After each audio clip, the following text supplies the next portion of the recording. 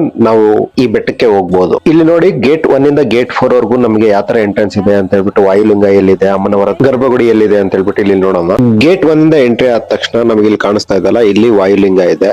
ಅದರ ಪಕ್ಕದಲ್ಲೇ ಅಮ್ಮನವರ ಗುಡಿ ಕೂಡ ಇದೆ.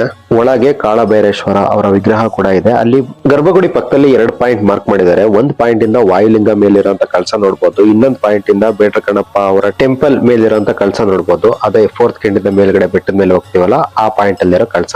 ಟಾಪ್ ವ್ಯೂ ಅಲ್ಲಿ ಬೇಡ್ರ ಕಣ್ಣಪ್ಪ ಅವರ ಟೆಂಪಲ್ ಇದೆ, ಹಾಗೆ ಈ ಸ್ಟ್ಯಾಚು ಕೂಡ ಇದೆ. ಈ ವಿಡಿಯೋದಲ್ಲಿ ಕಾಣಿಸ್ತಾ ಇದೆ ಅಲ್ಲ, ಇದು ದುರ್ಗಾ ಮಾತೆ ಟೆಂಪಲ್. ಸೊ ಇದು ಕೂಡ ಒಂದು ಟ್ರಕ್ಕಿಂಗ್ ಪ್ಲೇಸ್. ಇದು 4 ಗಂಟೆ ಒಳಗಡೆ ಕ್ಲೋಸ್ ಆಯ್ತು.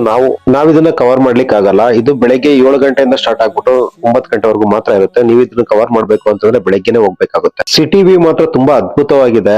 ನದಿ ಪ್ರತಿ ಒಂದು ನೀವು ನೋಡ್ಬೋದು ಇಲ್ಲಿಗೆ ಬಂದಾದ್ಮೇಲೆ. ಸೊ ಈ ಬೆಟ್ಟ ಹತ್ತಿದಾದ್ಮೇಲೆ ರಾಹುಕೇತು ಪೂಜೆ ವಿಚಾರಕ್ಕೆ ಬಂದ್ರೆ 5000 ಗೆ ಟಿಕೆಟ್ಸ್ ಎಂಡ್ ಆಗುತ್ತೆ. 500 ಇಂದ ಸ್ಟಾರ್ಟ್ ಆಗುತ್ತೆ. 500 ಗೆ ಕೊಟ್ಟವ್ರಿಗೆ ಒಂದು ಗ್ರೂಪ್ ಅಲ್ಲಿ ಕುಂಡ್ರಿಸ್ತಾರೆ. 5000 ಗೆ ಕೊಟ್ಟವ್ರಿಗೆ ಸಪರೇಟ್ ಪುರೋಹಿತರು ಇರ್ತಾರೆ. ವಾಯುಲಿಂಗ ಆ ಮಂಟಪದ ಪಕ್ಕದಲ್ಲಿ ಕುಂಡ್ರಿಸ್ತಾರೆ. ಅದು ಬಿಟ್ರೆ ಏನು ಡಿಫ್ರೆನ್ಸ್ ಇಲ್ಲ. ನನಗೆ 500 ಗೆ ಟಿಕೆಟ್ ತಗೊಂಡ್ರು ಕೂಡ ತುಂಬಾ ಸ್ಯಾಟಿಸ್ಫ್ಯಾಕ್ಷನ್ ಆಯ್ತು, ಡಿವೈನ್ ಫೀಲ್ ಆಯ್ತು. ನೀವು ಕೂಡ 5000 ತಗೊಳೋದ್ ಬದಲು 500 ತಗೊಳ್ಳಿ. ತುಂಬಾ ವೈಬ್ ಚೆನ್ನಾಗಿರುತ್ತೆ. ತುಂಬಾ ಜನ ನಿಮ್ ಜೊತೆ ಮಂತ್ರ ಹೇಳ್ತಾ ಇರ್ತಾರೆ.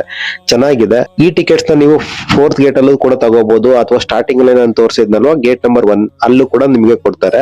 AP ಪೂಜನ ಅಂತ ಆಪ್ ಇದೆ, ಅಲ್ಲೂ ಕೂಡ ನೀವು ಬುಕ್ ಮಾಡ್ಕೋಬಹುದು. ಕೇತು ಪೂಜನ ಸೂಟಬಲ್ ಟೈಮ್ ಬಂದ್ಬಿಟ್ಟು ಭಾನುವಾರ ಮತ್ತೆ ಮಂಗಳವಾರ ಸಂಜೆ 4:30 ಮಾಡಿಸಿ. 4th ಗೇಟ್ ಅಲ್ಲಿ ನಿಮಗೆ ಎಲ್ಲಾ ರೀತಿಯಾದ ಪ್ರಸಾದ ಸಿಗುತ್ತೆ. ಊಟಕ್ಕೆ ದಯವಿಟ್ಟು ಹೊರಗಡೆ ಹೋಗ್ಬೇಡಿ. ಇಲ್ಲಿ ಕೊಡೋ ಅಂತ ಊಟ ಮಾತ್ರ ಅಲ್ಟಿಮೇಟ್ ಆಗಿತ್ತು. ಸಾಂಬಾರು, ರಸಮ್ಮು, ಮಜ್ಜಿಗೆ, ಮತ್ತೆ ಸಂಜೆ ಹೊತ್ತಲ್ಲಿ ಕೂಡ ನಿಮಗೆ ಟಿಫನ್ ಕೊಡ್ತಾರೆ. ಬೆಳಗ್ಗೆ ಬಂದ್ಬಿಟ್ಟು 10:30 ಸ್ಟಾರ್ಟ್ ಆಗುತ್ತೆ. ಸಂಜೆ 7 ಗಂಟೆಯಿಂದ ನಿಮಗೆ ಟಿಫನ್ಸ್ ಕೂಡ ಕೊಡ್ತಾರೆ. ದಯವಿಟ್ಟು ಹೊರಗಡೆ ಮಾತ್ರ ತಿನ್ಬೇಡಿ. ಇದು ಕಾಳಹಸ್ತಿ ಟ್ರಿಪ್ ಡೀಟೇಲ್.